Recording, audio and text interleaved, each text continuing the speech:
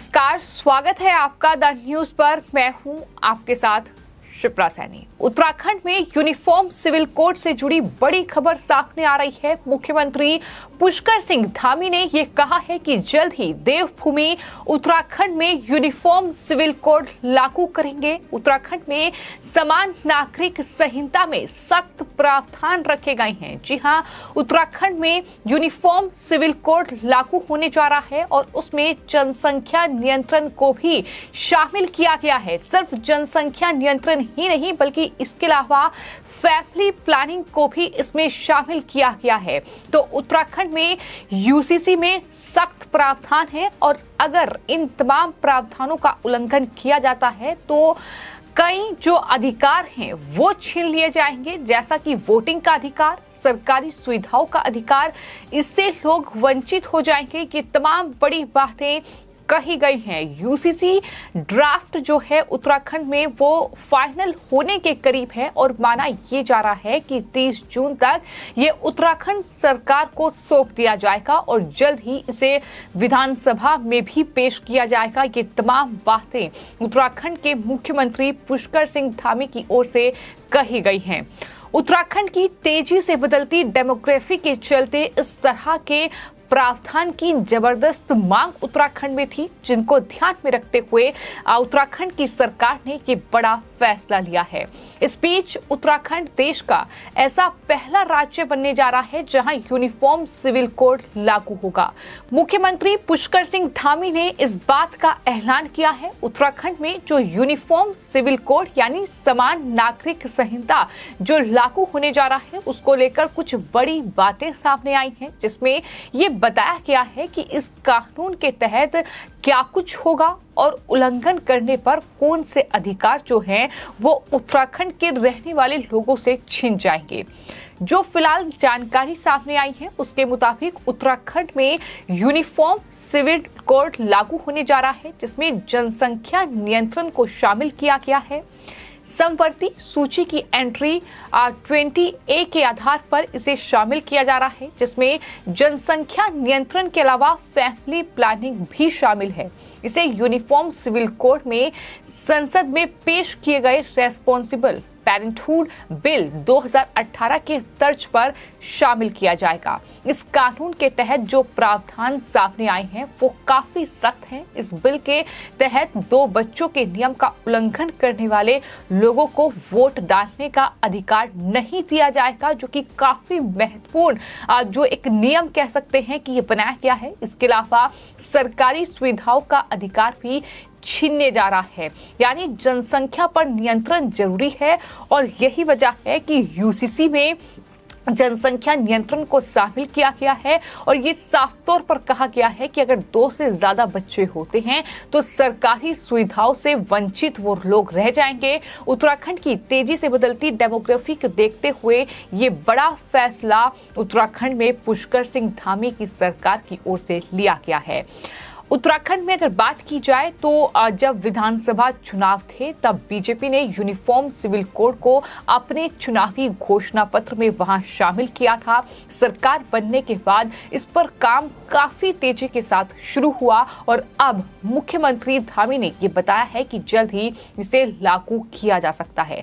राजधानी देहरादून में एक कार्यक्रम में रक्षा मंत्री राजनाथ सिंह की मौजूदगी में ये मुख्यमंत्री पुष्कर सिंह धामी ने बड़ा ऐलान किया है और साफ तौर पर इस दौरान रक्षा मंत्री राजनाथ सिंह ने भी ये कहा कि बेहतर समाज और राष्ट्र के लिए यूसीसी जो है वो बहुत जरूरी है। उन्होंने कहा कि अब राष्ट्रीय स्तर पर भी हम इसको लेकर जो है वो राय मशवरा कर रहे हैं। सीएम धामी ने दावा किया कि प्रदेश के लोगों का यूसीसी को पूरा समर्थन मिल रहा है। उन्होंने ये भी कहा कि यूसीसी किसी वर्ग विशेष के लिए नहीं है बल्कि समस्त जन सामान्य के लिए है, सबके उत्थान के लिए हम इसे लेकर आ रहे हैं। ये तमाम बड़ी बातें उत्तराखंड के मुख्यमंत्री पुष्कर सिंह धामी की ओर से कही गई है।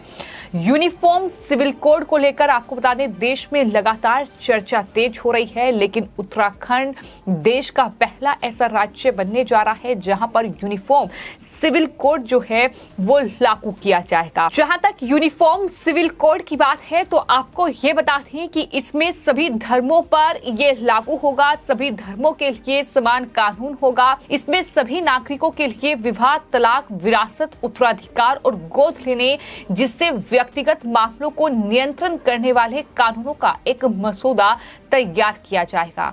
जमीन जायदाद के बंटवारे में भी सभी धर्मों के लिए एक ही कानून होगा। इस तरह से महिलाओं का अपने पिता की संपत्ति पर अधिकार और बच्चा गोद लेने जैसे मामलों में भी एक समान नियम जो है वो अब उत्तराखंड में जब यूसीसी लागू होगा तो उसके बाद कहीं ना कहीं ये तमाम नियम जो हैं वहां हो जाएंगे।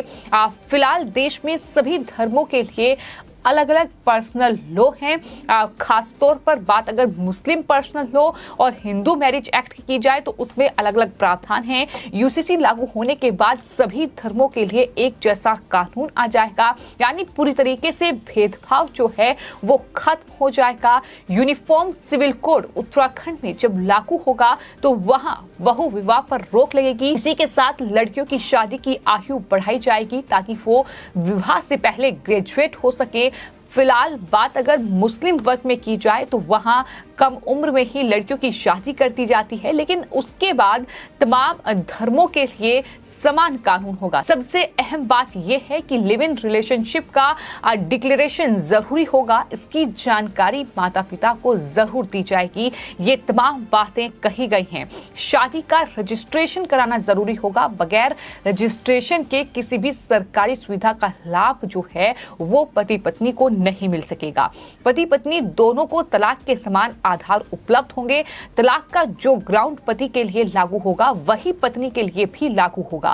इतना ही नहीं, उत्तराखंड एक ऐसा राज्य जहां जाहिर तौर पर तमाम परिवार से लोग जो हैं वो फौज में अपनी सेवाएं देते हैं, तो नौकरीशुदा बेटे की मौत पर पत्नी को मिलने वाले मुआवजे में वृद्ध माता पिता के भरण पोषण की भी जिम्मेदारी होगी। अगर पत्नी दोबारा शादी करती है तो पति की मौत पर मिलने वाले मुआवजे में माता पिता का भी हिस्सा होगा। ये तमाम चीजें अब उत्तराखंड में बदलने जा रही हैं यूसीसी के लागू होते ही।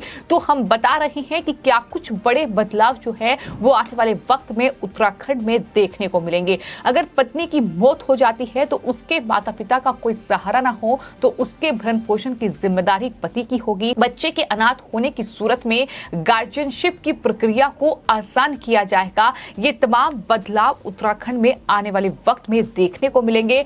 फिलहाल जानकारी यही है कि यूसीसी का ड्राफ्ट जो है वो लगभग पूरा हो चुका है और 30 जून तक ये उत्तराखंड में धामी सरकार को सौंप दिया जाएगा, जिसके बाद इसे उत्तराखंड की विधानसभा में पेश किया जाएगा और उसके बाद इसे लागू किया जाएगा। तो ये पूरी प्रक्रिया है, लेकिन इसको लेकर विपक्ष जो है उसकी बौखलाहट लगातार सामने आ रही है। फिर चाहे बात उत्तराखंड की जाए या देश के अलग अलग बीजेपी शासित राज्य जहां यूसीसी को लेकर कहीं ना कहीं पहल चल रही है। आपको ये बता दें कि देश में भी लॉ कमीशन जो है इस पूरे मामले पर बहस कर रहा है, लेकिन कांग्रेस पार्टी तमाम तरह के आरोप जो है वो बीजेपी पर लगा रही है और ये कह रही है कि ये ध्रुवीकरण की राजनीति है। हिंदुओं के ध्रुवीकरण का एजेंडा जो है बीजेपी का है। 2024 चुनाव को ध्यान में रखते हुए इस तरीके का हथकंडा अपनाया गया है। इस तरह के तमाम आरोप लगाए गए हैं। वहीं तमाम जो मुस्लिम नेता हैं, फिर चाहे वो ओवैसी हो, फिर चाहे वो विपक्षी दल का कोई भी नेता हो, जाहिर तौर पर उनकी तुष्टीकरण की राजनीति को भी बड़ा झटका लगेगा अगर यूसीसी ना सिर्फ उत्तराखंड बल्कि देश में लागू होता है। और यही वजह है कि ओवैसी से लेकर ये तमाम तुष्टीकरण की राजनीति करने वाली विपक्षी दल जो हैं वो कहीं ना कहीं बौखलाहट दिखा रहे हैं। वो दरअसल इसका विरोध कर रहे हैं, बीजेपी पर आरोप लगा रहे हैं, लेकिन कई ऐसी चीजें होंगी। खासतौर पर बात अगर मुस्लिम वर्ग की जाए तो वहां महिलाओं के लिए कहीं ना कहीं जीवन आसान होगा अगर यूनिफॉर्म सिविल कोड उत्तराखंड में लागू होता है और उसके बाद देश में लागू होता है। लेकिन फिलहाल हमने जानकारी आपको उत्तराखंड की दी कि किस तरीके से उत्तराखंड में यूनिफॉर्म सिविल कोड जल्द ही लागू होने जा रहा है और कई तरह के बड़े बदलाव आने वाले वक्त में उत्तराखंड में आपको देखने को मिलेंगे। फिलहाल आपकी इस पूरे मामले पर क्या कुछ राय है, हमें कमेंट बॉक्स में जरूर लिखें और चैनल को सब्सक्राइब करें। धन्यवाद।